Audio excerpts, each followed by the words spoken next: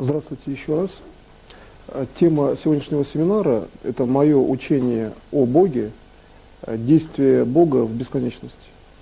Когда я говорю о данной теме семинара, то я прежде всего предусматриваю то, что для Бога действие в бесконечной величине, оно такое же, как и действие в конечной величине.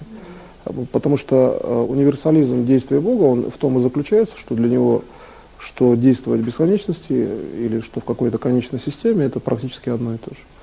Поэтому, исходя из этого, когда мы учимся, например, видеть данное действие, то ясно, что человек, действуя, например, в пределах своего тела, да, по отношению даже к любой клетке, может создать бесконечный статус данной клетки, то есть практически создать бесконечное время и пространство развития данной клетки. Если он это делает, значит, он остается живым только потому, что есть действие клетки. Но мы здесь прежде всего рассматриваем и духовный статус развития личности, поэтому получается, что когда в клетку аккумулируется, например, духовный статус, то мы видим бесконечное именно развитие клетки и бесконечную структуру действия клетки. То есть в данном случае дух, как бы помещенный, да, сознанием человека в клетку, дает статус бесконечного развития клетки. Но это только статус. Для того, чтобы статус перевести, например, в структуру сознания и получить реально бесконечное развитие, нужно, чтобы клетка организовывала тогда весь организм. Потому что на логическом уровне клетка как бы вне организма бесконечное время находиться не может, и поэтому получается, что логически это так, что если существует клетка, да, она, то значит, получается, и существует организм, при этом мы рассматриваем ту логическую сферу, где мы имеем в виду, что клетка существует в норме организма. Но когда мы рассматриваем, например, духовный статус человека, например, зачем, например, рассматривать события, предположим, там, какой-то бесконечной жизни, да, для человека, когда человек, предположим, там, решил ряд каких-то задач, да, и он считает, что следующие задачи находятся как бы в его собственной вечности. То есть вот здесь статус бесконечности и вечности — это, в общем-то, на самом деле разный статус, потому что для Бога вечность — это созданная структура. Вот здесь имейте в виду, это совершенно четкая структура для восприятия Бога, логика его так устроена, что вечность — это, в общем-то, созданная система реальности, и она находится как бы во внешней среде, как в системе его восприятия. То есть человек смотрит на мир, и для него это внешняя, в том числе, среда. Также для Бога вечность — это созданная конструкция. А вот действие в бесконечности — это система та, что здесь можно научить человека действовать практически бесконечное время. То есть вот здесь нужно посмотреть, что есть методология, а что есть как бы зафиксированный статус развития, так скажем, да? И получается, что сопоставляя данные структуры для Бога и для человека, мы видим, что следующий элемент действия, вот, который, например, предпринимает человек, да, по созданию следующего элемента действия бесконечности, это то, что он сам понимает свою собственную вечность в любом локальном событии. То есть если даже событие, предположим, какое-то, которое не устраивает человека, да, в данный момент, то он должен практически с точки зрения действия Бога обучиться сделать следующее свое развитие бесконечным. А во-вторых, он должен понять, что он вечный, и поэтому получается, что в любом случае любое его событие, это событие, направленное в вечное развитие. И поэтому хочет человек этого или не хочет, реально он все-таки развивается в бесконечное время и развивается жить в бесконечном пространстве, то есть жить бесконечно. Поэтому, когда мы так рассматриваем структуру собственного развития, то мы видим, что, получается, мы практически можем однозначно сказать, что любое событие, так скажем, из внешней, что ли, реальности или из внутреннего уровня восприятия, значит, то событие, которое человек встречает, ни при каких условиях не касается ограничений как бы его жизни. То есть вот любое событие для человека в любом случае таково, что это событие не касается статуса вечного развития человека. Так же, как для Бога вечность созданная величина, для человека это данная величина от Бога. И получается данная величина как жесткая конструкция уже созданного Богом.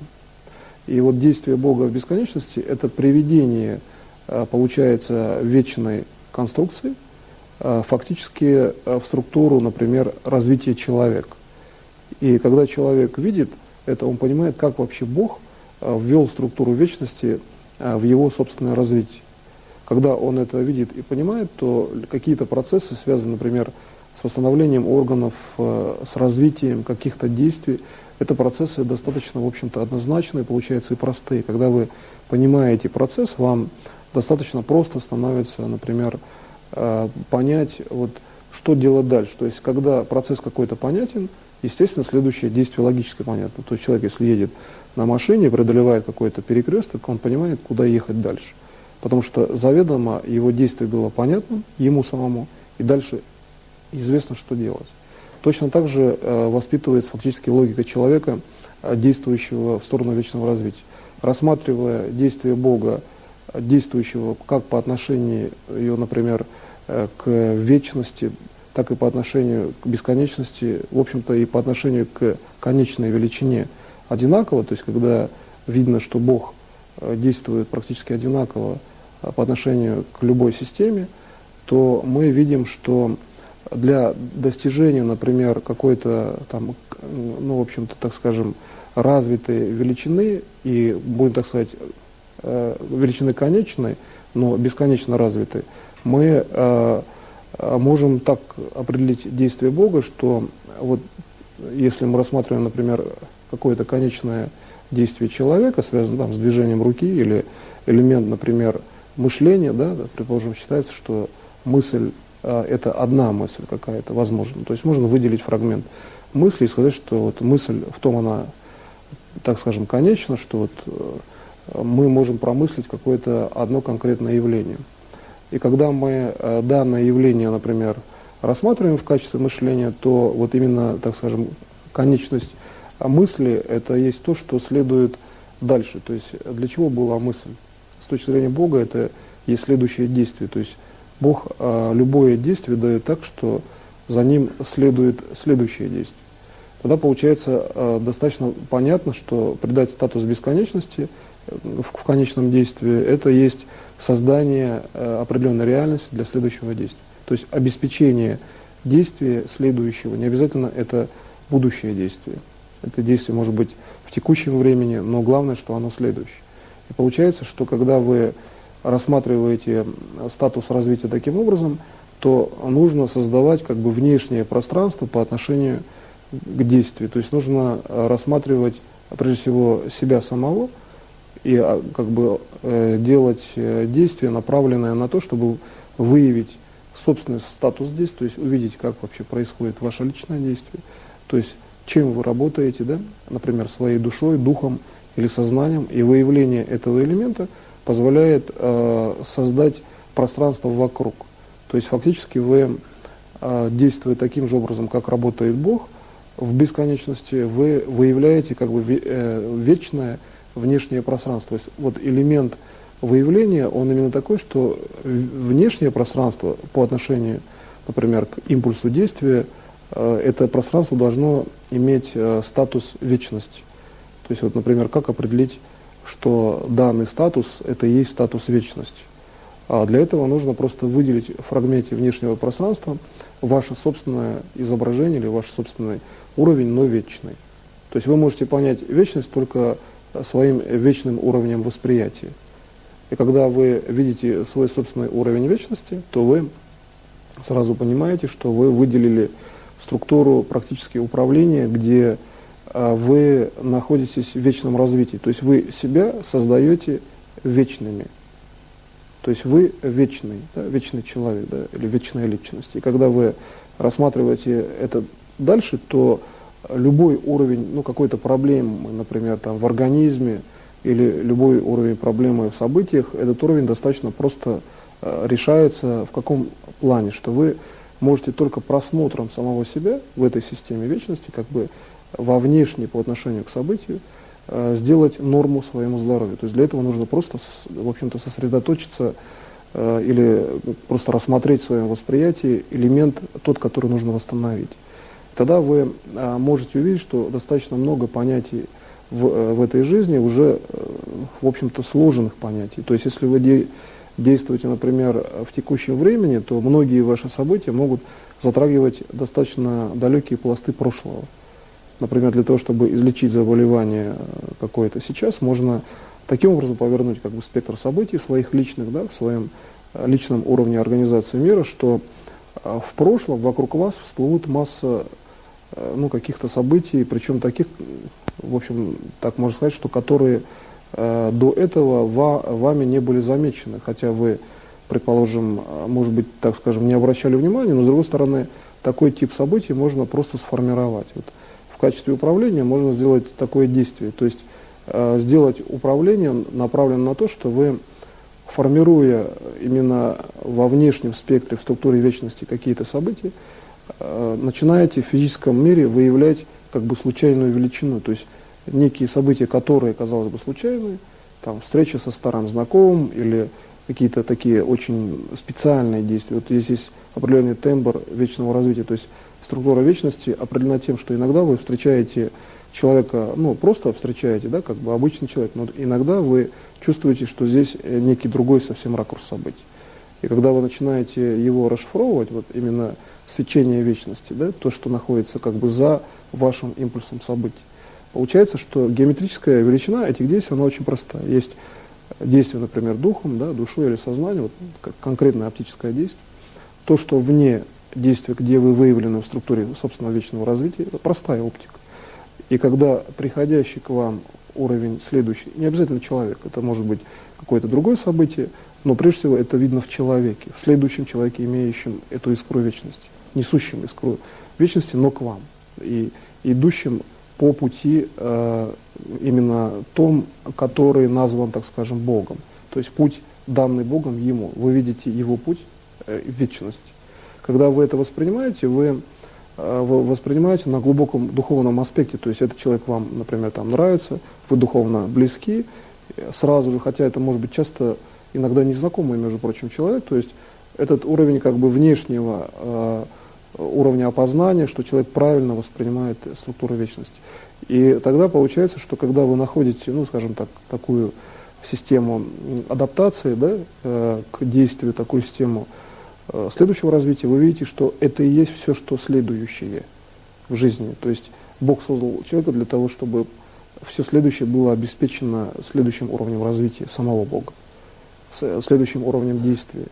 И когда вы на данную точку зрения, например, Бога выходите, то получается, что в этой величине, да, действия Бога, бесконечный уровень – это уровень глубоко духовный для человека. Вот почему дух человека, он бесконечен? Потому что глубоко духовный уровень человека создает события. Духовный человек, высокотворческий человек создает комплексные, как бы многомерные события. Это произведение искусства, да, может быть, это программа какая-то компьютерная и так далее. И когда вы начинаете здесь анализировать структуру следующего действия, чтобы, например, там, получить какое-то свечение, выйти в структуру управляющего ясновидения, достаточно часто вывести некую аурность, да, то есть создать свечение вокруг головы, и вы видите структуру внешних событий по отношению к вам. Тогда вы видите все будущие события. Вот обратите внимание на эту своеобразную, собственно, формулу, да, выражения мысли. Именно когда вы видите извне себя в этом элементе, например, свечения вечности, да, некий ореол там над головой, то вы видите свои будущие события, но где видите? Глубоко в своей душе, там, где вы можете управлять. Получается, глубоко в душе существует часто единственный уровень развития событий. Также и Бог воспринимает многие ситуации только в единственном уровне. Почему многие события совершенно конкретно реализовываются. Как правило, это благоприятные события. И когда вы, например, смотрите, почему благоприятные события, они как бы фоновые, да? Происходят какие-то благоприятные ситуации, ну и хорошо. Но ведь с точки зрения организации мира, любое событие происходит как система равных действий. И поэтому получается, что в основном мир устроен именно благоприятно. То есть масса благоприятной информации, именно нормы, да, так скажем, это основная масса информации мира. И получается, что когда вы хотите, например, восстановить здоровье или там сделать какие-то благоприятные для вас события, просто-навсего используйте этот массив информации. То есть вы видите очень простую как бы закономерность. Большой объем информации часто достаточно просто как бы вывести, ну, скажем так, в систему локального управления. То есть в системе управления есть очень простые принципы, которые формально выражаются в том, что чем больше массив информации вы используете, тем проще получить конечное действие, которое нужно вам. Но когда вы рассматриваете именно как бы большой массив информации, то чтобы не отвлекаться на, например, там, предположим, на какой-то формальный вариант представления, да, в виде, предположим, каких-то формальных выражений, типа там формул, достаточно увидеть в себе практически проекцию, в общем-то, этих сложных величин. То есть, когда вы смотрите вглубь себя, там, где находится действие души, да, там, где ваша душа пишет как бы вашим пером, так называем эту конструкцию управления, тогда вы видите, что внутри себя вы всегда пишете правильно. Вот если кто-нибудь себе задаст вопросом вообще вот по истине как бы глубокой, есть ли такое действие, когда в текущий момент он считает, что это неправильный человек. С точки зрения логики, да, такое, например, возможно, но с точки зрения действия он действует всегда однозначно. Одно единственное действие — это есть правильность, да, как бы, ну, может быть, часто это в кавычках, но с точки зрения текущего времени это действие же совершается, значит, оно обусловлено некой там правильностью конструкции мира. Я имею в виду, прежде всего, конечно, созидательный уровень действия, потому что уровень как бы несозидательный описывается совсем другой системой реальности. Там, где мы рассматриваем именно, ну, больше уже речь идет о том, что вот есть действие Бога, мы в данном случае рассматриваем именно действие Бога, а там нету системы несозидательности. Поэтому в данном случае эта конструкция именно рассматривается такой, что человек созидает. И когда вы это можете посмотреть, то видно, что доступ, в принципе, по обеспечению как бы развития этой конструкции он не ограничен. Чем вы дальше входите в систему созидания, тем более устойчивое ваше собственное развитие. И получается, таким образом, Бог создал именно построение бесконечного мира и конечных элементов одинаково для того, чтобы обеспечить бесконечное развитие как бесконечной величины с точки зрения восприятия человека, то есть заложил технологии в любую систему развития человека. То есть человек может воспринимать таким образом единственный элемент доступа. Вот здесь будьте крайне внимательны, здесь я показал как раз то, что единственное действие человека и единственное действие Бога совпадают именно в макросозидательном бесконечном смысле. То есть вот система макроспасения — это система, которая, ну, является как бы генератором для любого следующего действия, для создания следующего пространства управления, но за счет как бы самой себя, за счет системы коллективного сознания. Когда коллективное сознание или сознание всех людей, воля всех людей концентрируется, мы получаем как бы оптическое уже действие на духовную структуру человека. То есть дух человека является сплоченным, да, с духом другого человека. Есть такое понятие — сплочение духа. И тогда получается, что вот это пересечение, то есть сплоченность, вырисовывает четкую конструкцию, например, там, предприятия. Ведь предприятие, работа предприятия — это тоже некая сплоченность, работа коллектива или функционирование, вообще говоря, социальных процессов на Земле, это тоже есть элементы сплоченности. И если среди этих элементов возникают как бы внешние какие-то, может быть, даже, так скажем, деструктивная система, а иногда просто реструктивная система, то получается, что мы вполне можем здесь увидеть, что вот такое понятие, как деструкция, это есть понятие, идущее извне от системы, ну, например, которая не изучила процесс там, вечного развития. Да? И желание изучить, ну, предложим, если там брать, вот, скажем так, родился, например, котенок, и вот он там еще как бы очень маленький, он по углам как-то бьется, он не знает, как ориентироваться, да, в системе там, физического мира. То же самое, когда человек не изучил систему, например, да, вечного развития, то он может как бы нести некую как бы деструкцию, но реально это отсутствие просто уровня знаний. Когда вы хотите эти уровни знаний ему преподнести, то, как вы делаете в случае с котенком, вы, например, там, можете его погладить, да, или направить на путь там, своей рукой. Также, например, вы можете рассмотреть ну, как бы вопрос обучения любой там, в физическом мире, но для Бога процесс, например, человека и процесс например, действие котенка, это, вообще говоря, один и тот же процесс. То есть Бог одинаково подходит как, например, к животному, так и к человеку. В принципе, Бог также реагирует на себя самого. И получается, что когда вы, например, хотите понять, как этот процесс вообще восприятия Бога происходит, то существует, так скажем, мгновенная, бесконечная величина, которая объединяет все явления реальности, как некий вихрь, да, такой сверхбыстрый. И вот этот вихрь, это и есть организация жизни в бесконечном развитии. То есть для человека это воспринимается как некая там мощная спираль, и если мы возьмем в эту спираль, входим в любой точке, да, можем распаковать систему, там видна Америка, например, да, Россия, можно делать прогностику, вообще любую систему можно так распознать. За счет того, что мы в эту как бы вихревую систему развития жизни, именно почему вихревая, потому что эта система, она показывает то, что, в общем-то, есть некие неопределенные системы в развитии. Поэтому она выглядит именно как система вихря, то есть система, может быть, случайных величин в том числе. И получается, что случайная величина – это организация Богом элементов развития как человека, так и действия Бога. Именно в бесконечном уровне развития. То есть случайность – это элемент бесконечности действия Бога, то есть проективный элемент. Мы видим случайную величину, потому что Бог действует одновременно и конечно, и, получается, бесконечно в любом элементе действия. Поэтому мы и видим случайную величину. Но если мы просто здесь поставим вопрос, а как, например, эту случайную величину, например, выделить, и каким образом понять ее следующее развитие, например, взлетает масса самолетов.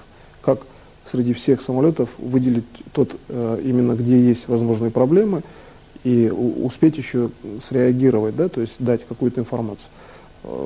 Например, тогда получается, если есть договор, там проблем нет, по договору, да, диагностируется какой-то уровень самолетов, развивается там управляющее ясновидение и делается какое-то заключение предварительное. Но здесь вот именно выявление как бы структуры там, случайной величины, даже в условиях договора, заключается в том, что вы прежде всего смотрите, а как Бог вообще однозначно видит какое-то событие. То есть ведь другого варианта в принципе нет, надо увидеть только ту ситуацию, именно которая произойдет, да, или может произойти. То есть это выражается в том, что вот именно дискретность конечного действия переносится в бесконечную величину, и это очень просто видно, как на сфере можно расставить точки некие. Вот разветвление системы событий, Бог поставил событие и показывает вам.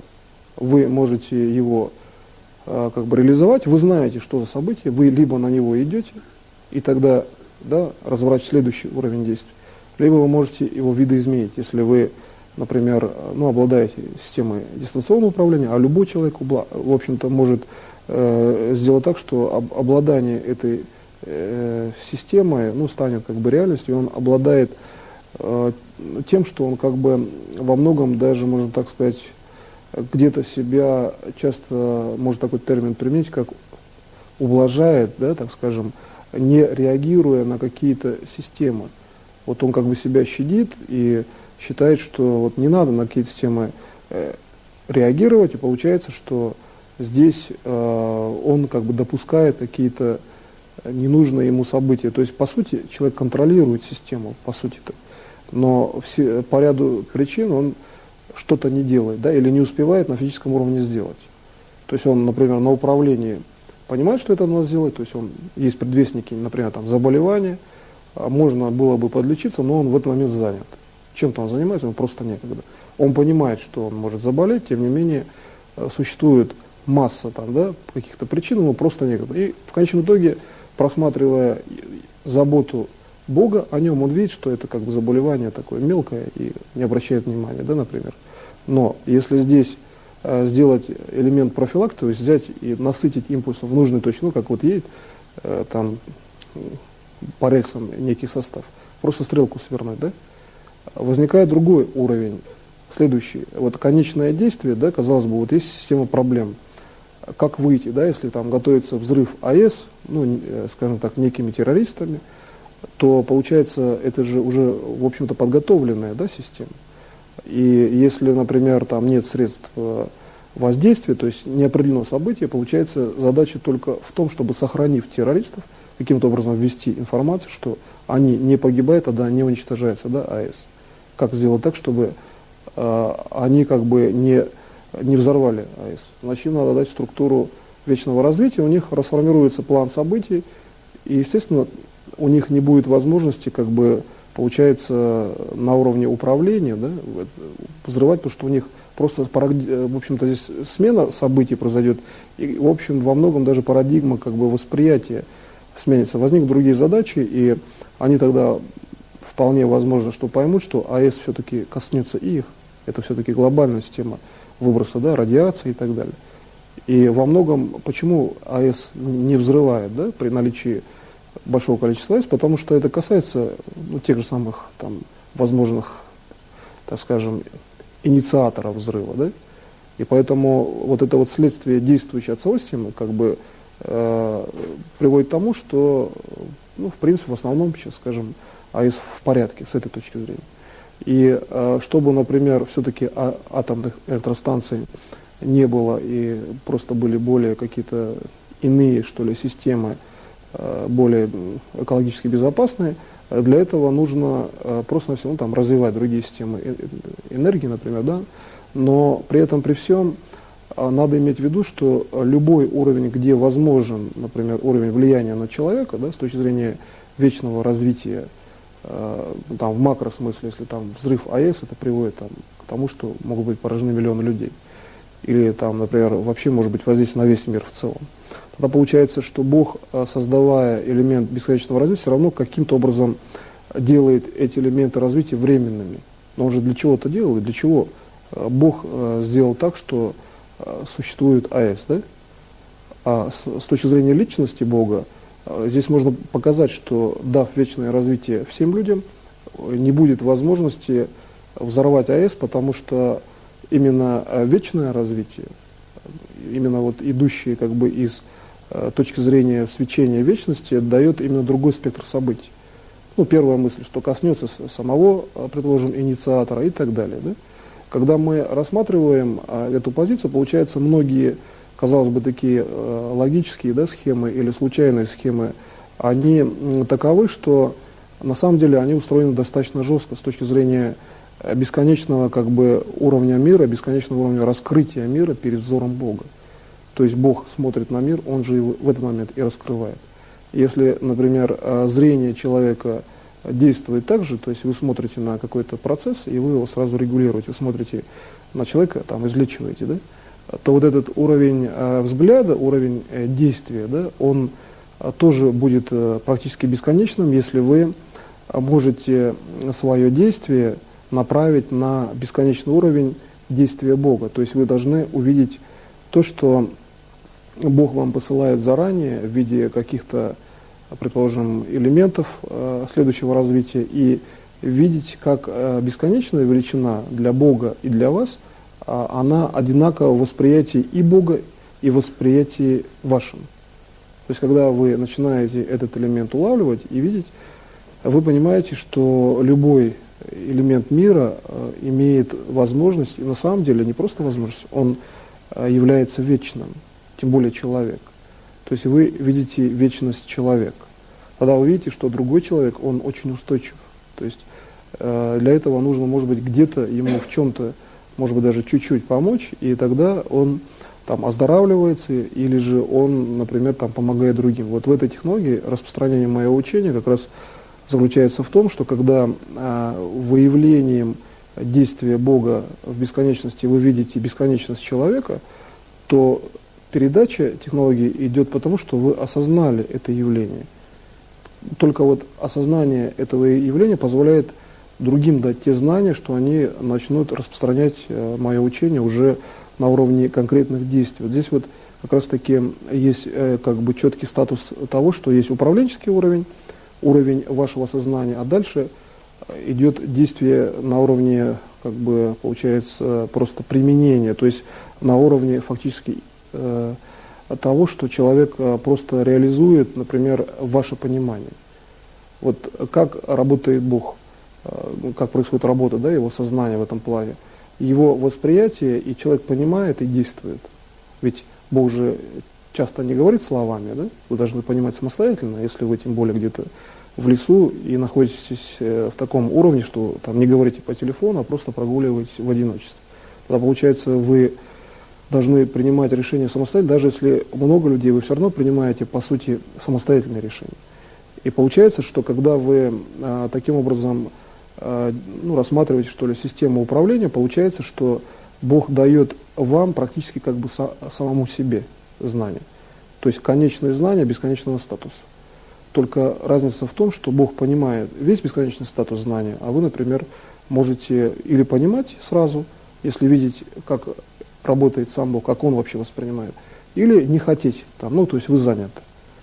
Вот, в принципе, как бы другого здесь не существует. Вот понятие того, что человек там не может понять, или он там, как бы, нет у него способности, здесь вообще такого понятия нет, потому что элемент очень простой. Бесконечное действие, конечно. Вот граница между двумя системами, это и есть, в общем-то, осуществление действий человека. И когда вы смотрите эту границу, это вот тот же предмет мышления, да, это бесконечная величина, изложенная в мысли. Как развернуть объект в мысли, как вообще человек берет и мыслит о каких-то отдаленных объектах. Вот как вообще этот процесс происходит, если так задуматься, то получается, что он же разворачивает какой-то элемент мира, да, в каком-то уровне своего пространства восприятия. Так же, как Бог делает. Разница в том, что Бог сразу делает реальность, а может, в принципе, делать так, как и человек. То есть не обязательно раскручивать физический статус реальности Богу. А получается, что здесь, значит, Бог действует и как человек, и как Бог в плане восприятия, да, бесконечного пространства, то оказывается, что действие на самом деле возможно только бесконечное. Потому что любое следующее действие, да, любая мысль, они так устроены, что мысль контачит с бесконечными какими-то величинами, с пространством, со временем.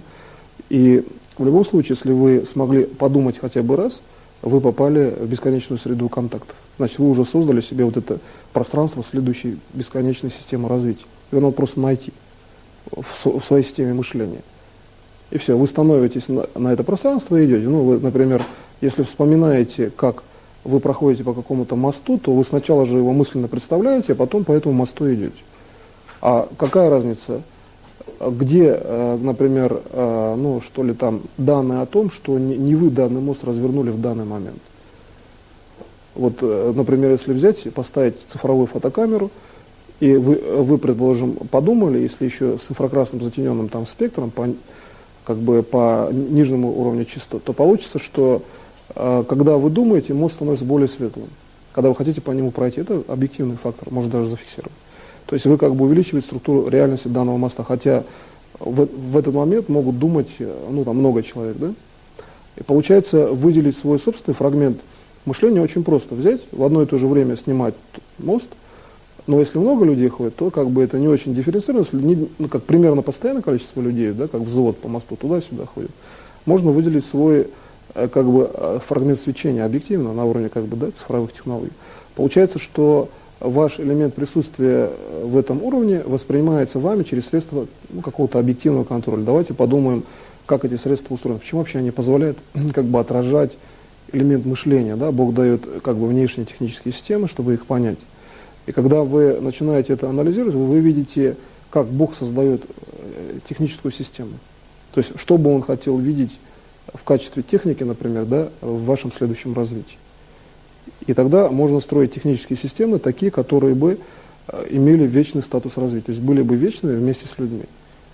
Например, технически это выражается в том, что они несут структуру вечного действия. Там запись несет информацию по вечному развитию, запись звука, да, и так далее. И когда вы начинаете переходить к структуре, в общем-то, достаточно простой, вечная система, то значит, например, там диктофон, он защищен, его нельзя разбить, например, да, то ставя таким образом задачу, переходя на какие-то технологические циклы в реальность, как сделать так, чтобы производство завода было таким, что нельзя ничего уничтожить, да, можно только развить. Идеальная, в общем-то, задача с точки зрения, да, например, физики, математики.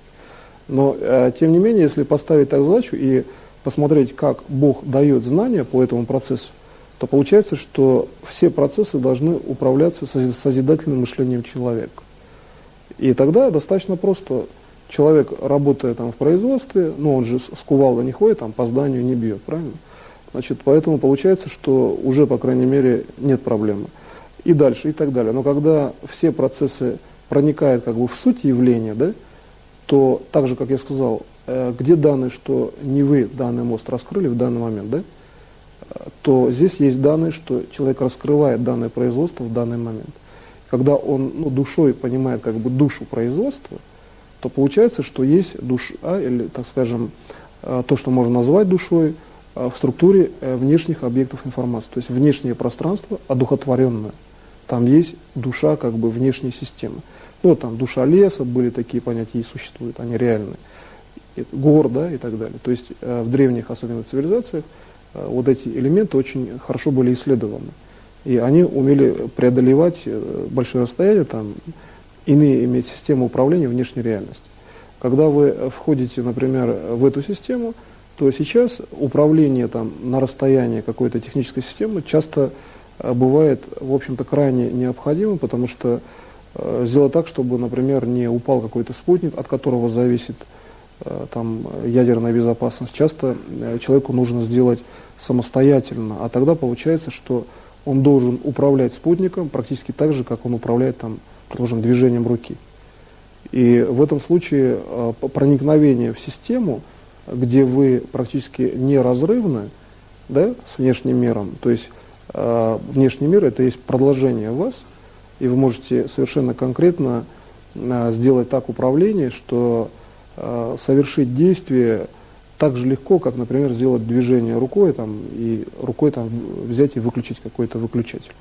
Также можно, например, по этому же принципу управлять внешней реальностью. То есть технология в сегодняшней лекции она позволяет увидеть систему управления так, что мир становится неразрывным. То есть внешняя система событий – это неразрывная система. То есть я сейчас сделал то, что перевел управление на уровне сознания в структуру внешнего события.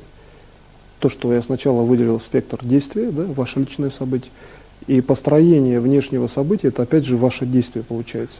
Но в структуре именно бесконечности, там, где вы и мир неразделимы.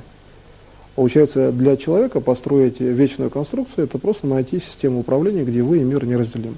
Логически это сделать очень просто. Берется очень маленькая масса информации и очень большая масса, и маленькая масса, она просто теряется. Да? Там нет как бы ее с точки зрения внешнего восприятия. Почему Бог видит всех практически одинаково, да?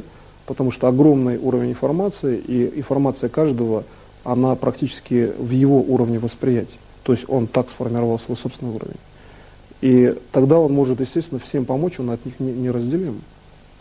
И тогда, когда вы делаете так же, то построить внешнюю систему, совершенно конкретный практический пример, сделать так, чтобы внешний какой-то спутник случайно там не свалился на Землю, да, и не было ядерной катастрофы. Для этого нужно всего лишь навсего информацию спутника сжать настолько, да, в своем восприятии, чтобы она была несущественна по отношению к вам.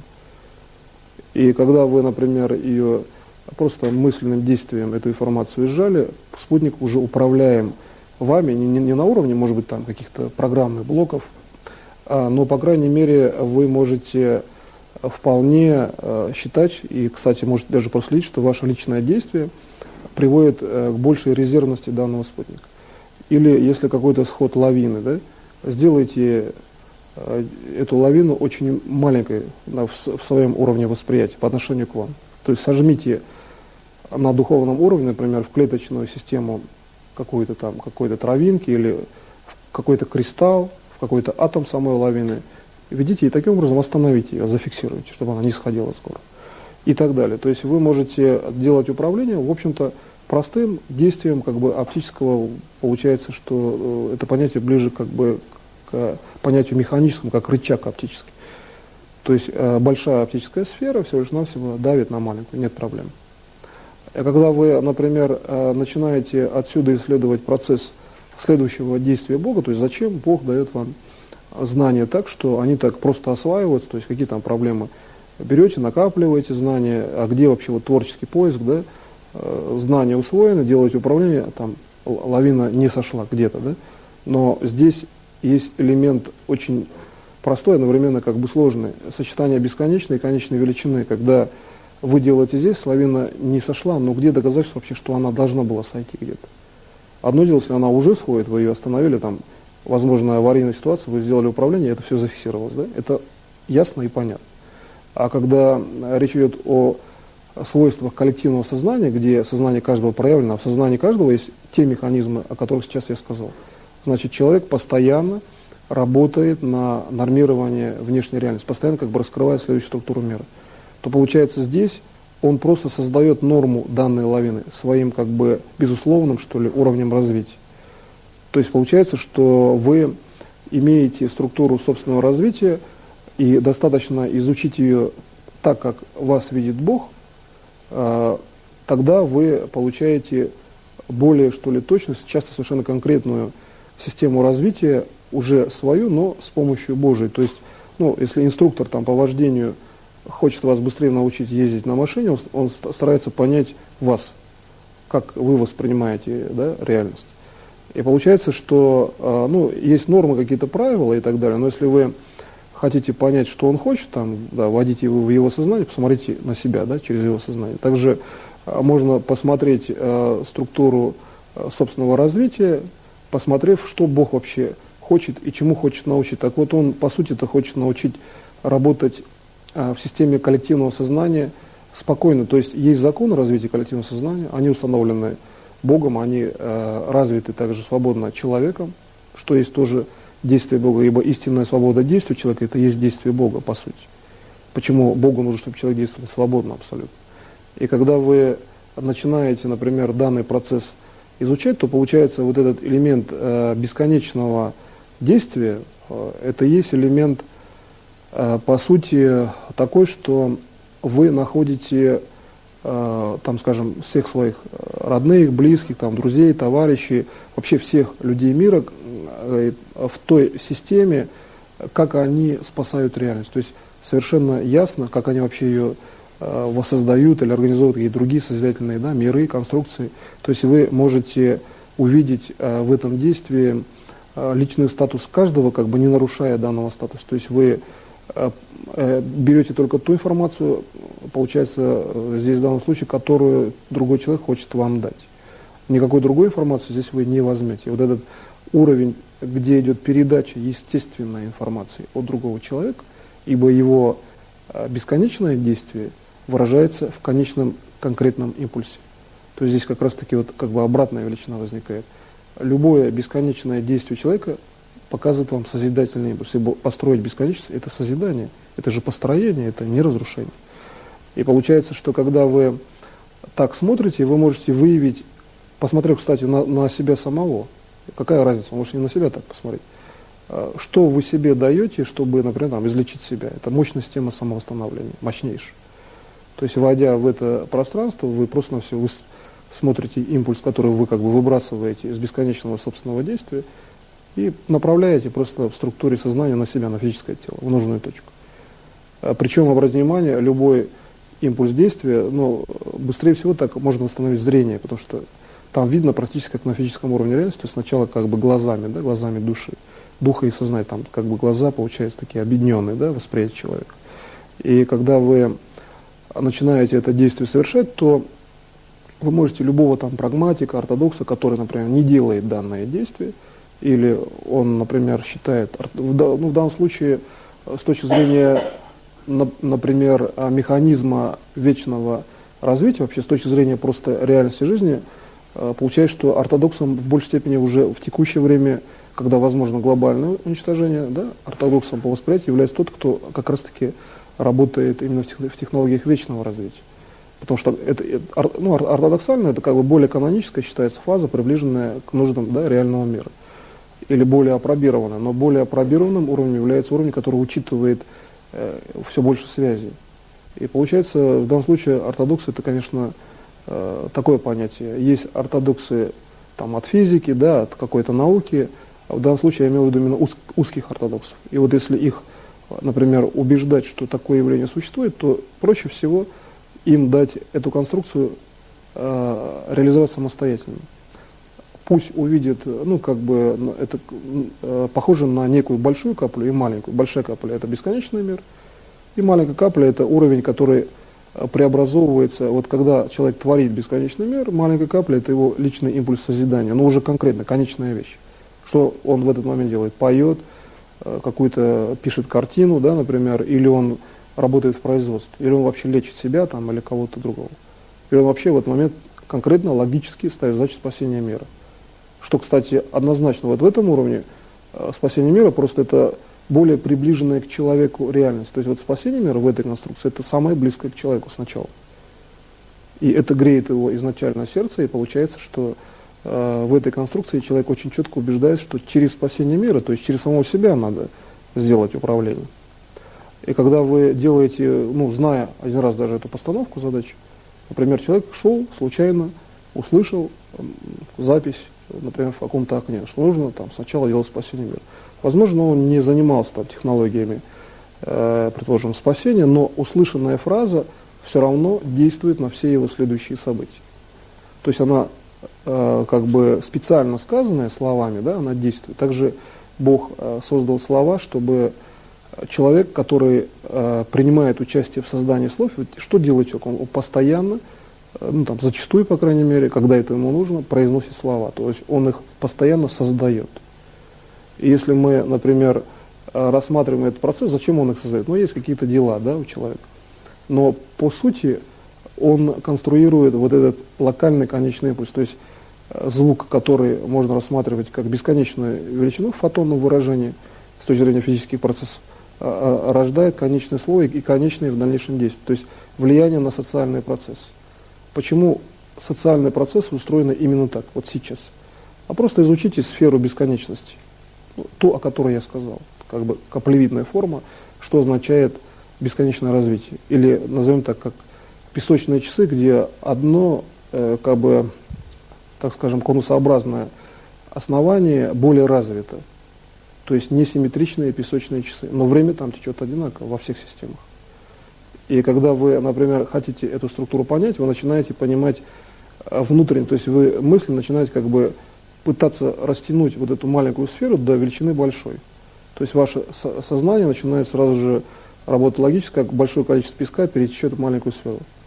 Сознание пытается нормировать систему там, да, сразу же, и тогда нет проблем. Смотрите на свое сознание, что вообще оно делает. Откуда идет импульс, как идет свечение, как вообще оно устроено в данной конструкции. И тогда вы совершенно просто сможете увидеть в случае проблемы со здоровьем, перенеся как бы экстраполятивно, да, на себя, как работает ваше сознание. Может быть, там проблем-то нет, просто немножко где-то отрегулируйте систему нормы вашего сознания. И когда вы начинаете думать уже абстрактно, что да, возможно, существует такой процесс реальности, тот, о котором сейчас я сказал, он действительно существует, раз я о нем сказал. Так даже можно сказать, например. И получается, что, более того, его приложение практически приводит к конкретному результату. Значит, он еще и действует, да, на реальность, значит, он тем более существует. Элемент действия. То есть попрактикуйте, покажите именно элемент действия. Практика и действие. И вы видите тогда, что в этих песочных часах можно делать разные конструкции в уровне мышления.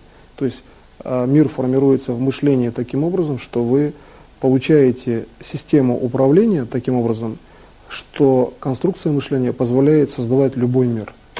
То есть получается достаточно, то есть как бы создать очень много конструкций управляющего мышления, и мир может быть создан любым. Именно, конечно, в созидательном аспекте развития. Это просто доказано на уровне того, что через какое-то количество масса вашего действия, масса слов, как бы, да, масса управления становится адекватной уровню, предположим, дальнейшего действия по существу. То есть вы получаете уровень уже реализации за счет просто количества знаний, управляющих причем знаний. И поэтому крайне важно находиться в уровне все-таки управляющего знания. И когда вы, например, рассматриваете этот процесс, видите, что, например, там, я даю там какое-то большое количество лекций, часто даю специально очень много на одну тему, лишь бы увеличить количество с точки зрения объема информации, а действие совершится само. Познание бесконечного статуса дает конкретная вот эта вот, ну, как бы маленькая, да, каплевидная форма, маленькое действие, но которое по форме становится вашим личным событием. когда две формы не сбалансированы, логика переводит ваше событие, которое нужно вам. И вот в этом заключается именно мощнейшая система познания практически, где получается, что Бог, создавая, например, внешние события, да, Он может создавать как звуковую форму события, как форму реакции события, а также может создавать события просто своим сознанием, просто восприятием. И в этом вот как раз заключается элемент управления, где бесконечное действие именно попадает в конечное, и конечное реализуется, причем обязательно созидательно. Желательно по этой лекции больше практиковать. На этом я заканчиваю сегодняшний семинар. Спасибо большое за внимание.